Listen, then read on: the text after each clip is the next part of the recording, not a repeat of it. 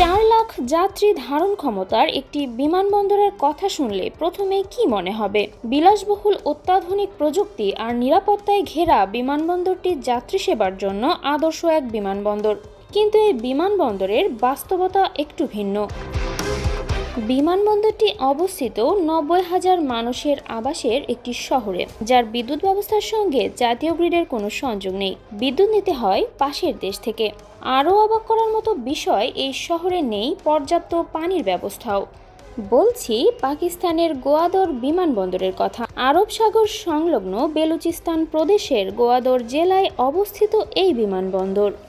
গোয়াদর এলাকাটি কিছুটা ঝুঁকিপূর্ণ হওয়ায় এখানে যেই আসে তার উপর কড়া নজর থাকে পাকিস্তানের গোয়েন্দাদের। পাকিস্তান চীন সম্পর্ক বিশ্লেষকদের দাবি, এই বিমানবন্দর পাকিস্তানের স্বার্থে নয়, তৈরি হয়েছে চীনের স্বার্থে, যেন গোয়াদর আর বেলুচিস্তানের প্রবেশাধিকার পায় বেইজিং।